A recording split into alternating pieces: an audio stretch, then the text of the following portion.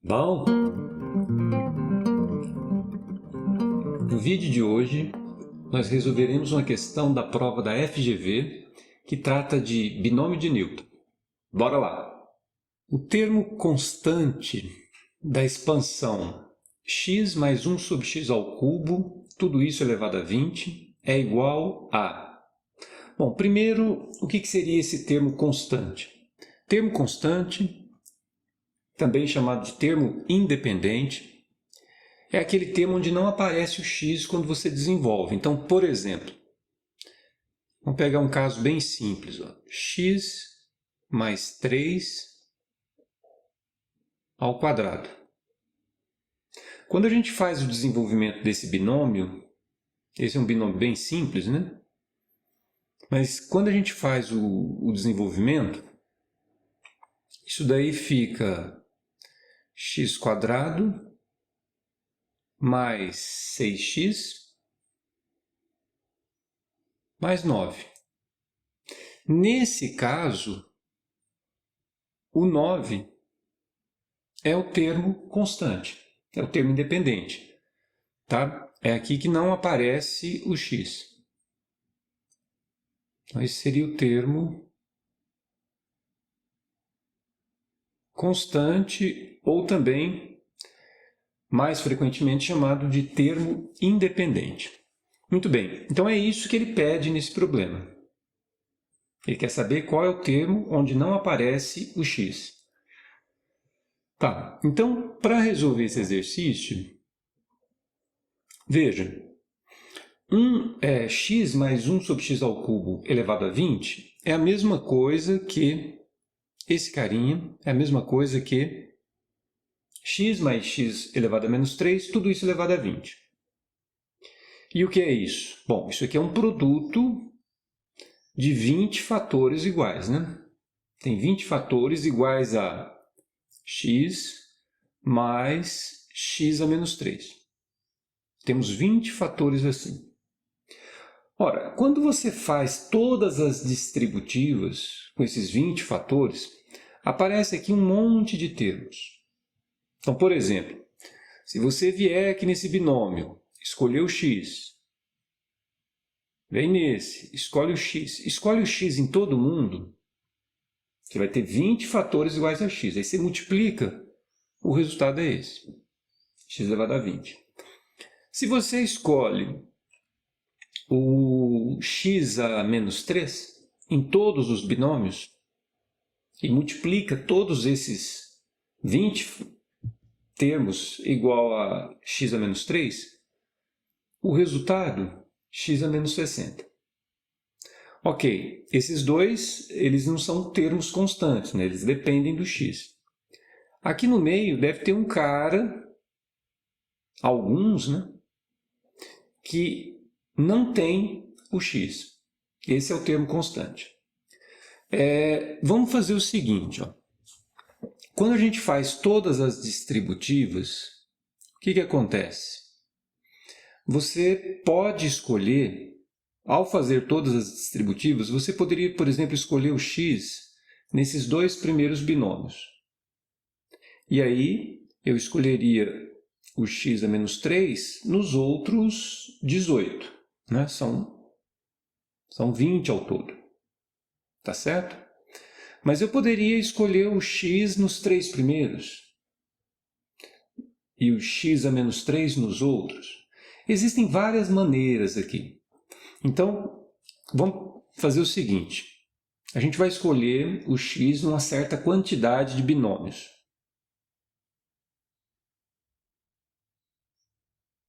E aí a gente vai multiplicar todos eles. Vai obter um resultado.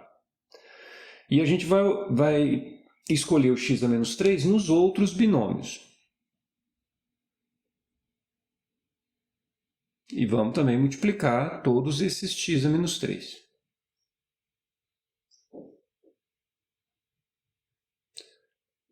Vamos combinar o seguinte. O x a menos 3,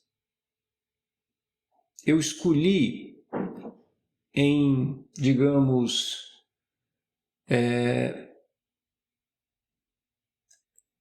K binômios. Eu fui lá dentre os 20 binômios, em K deles, e escolhi o x a menos 3. E fui nos outros. Veja, os outros são quantos, né? Se o total é 20, e você escolheu o x a menos 3 em K dentre esses 20, então o x foi escolhido nos outros 20 menos K. Tá certo? Muito bem. Quantas vezes aparece sequências desse tipo? Qual é a quantidade de sequências desse tipo que ocorrem quando eu faço todas as distributivas? Para descobrir quantas sequências desse tipo, basta responder a seguinte questão: quantos anagramas eu consigo formar com 20 letrinhas, sendo que uma delas aparece K vezes e a outra 20 menos K vezes? Bom, a resposta a essa questão pode ser dada fazendo a seguinte continha. Então, quantas vezes apareceu esse produto, né? Um produto formado por K fatores iguais a x a menos 3 e outros 20 menos K fatores iguais a x. Quantas vezes aparece isso? É o número de maneiras de ordenar essas letrinhas. E o número de maneiras de ordenar essas letrinhas, se elas fossem todas distintas, seria 20 fatorial. Tá certo? A permutação de todas. Ocorre que, quando você troca o x, esse x com esse, por exemplo, de lugar, isso não altera a sequência. Tá? Então, e a mesma coisa com x a menos 3. Então, o que eu tenho que fazer? Eu tenho que dividir isso por k fatorial, 20 menos k fatorial. Tá certo? Então, isso é o total de maneiras, total de vezes que aparece o produto formado por k fatores iguais a x a menos 3 e 20 menos k fatores iguais a x. Bom, este resultado que eu estou destacando, a gente costuma chamar isso daqui de termo geral. Termo geral do desenvolvimento do binômio. Termo geral no seguinte sentido: ele representa qualquer termo do binômio. Basta para isso escolher valores adequados para o k. Tá? Então esse resultado aí é o que a gente chama de termo geral, e nós podemos expressá-lo assim, ó.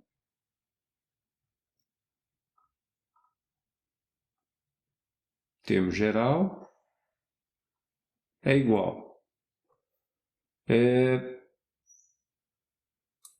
20 fatorial, né? 20 fatorial dividido por k fatorial, 20 menos k fatorial.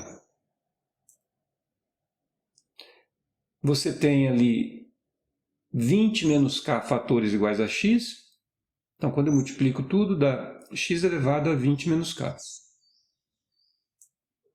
E eu tenho outros k fatores iguais a x a menos 3. Quando você multiplica tudo isso, usando as propriedades de potência, dá x elevado a menos 3k. Tá certo? Então, esse resultado nós podemos expressá-lo assim.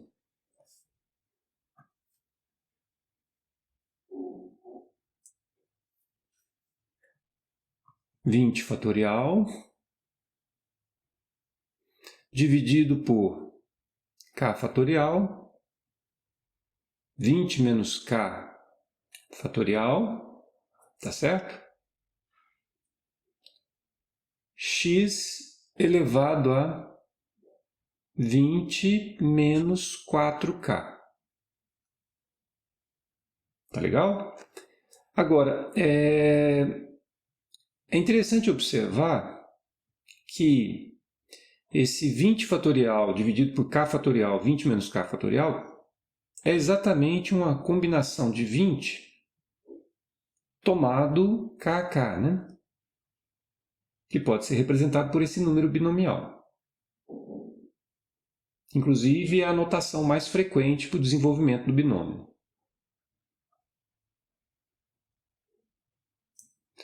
Muito bem, o que nós queremos? Nós queremos o termo constante. Veja, a pergunta é qual é o termo constante da expansão. O termo constante é aquele que não depende do x. Ora, esse resultado que nós obtivemos, ele fornece para a gente o termo geral.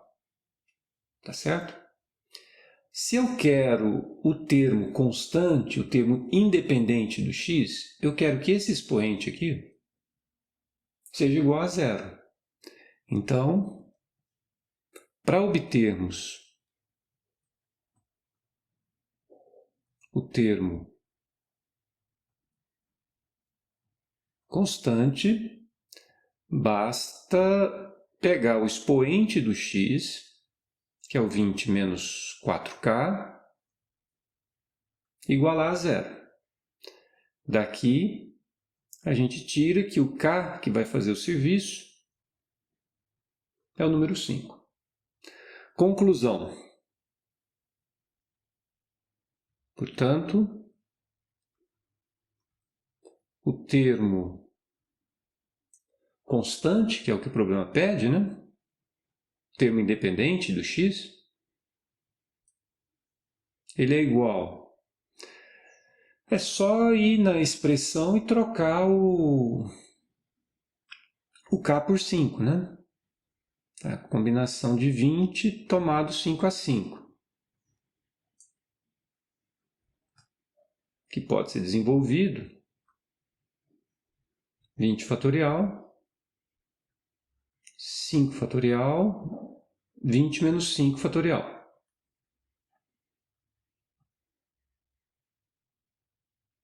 Esse é, portanto, o termo independente do x. Alternativa onde aparece isso, letra C. Tá legal? Bom, como vocês puderam observar, nesse problema que acabamos de resolver sobre binômio, nós insistimos no argumento combinatório. Ali eu resolvi usando mais a ideia de permutação com repetição. De maneira equivalente, a gente poderia recorrer às combinações simples, tá certo? Mas o importante é que a gente vai tratar os problemas que envolvem binômios de Newton como problemas de técnicas de contagem, tá certo? Até o próximo vídeo, bons estudos!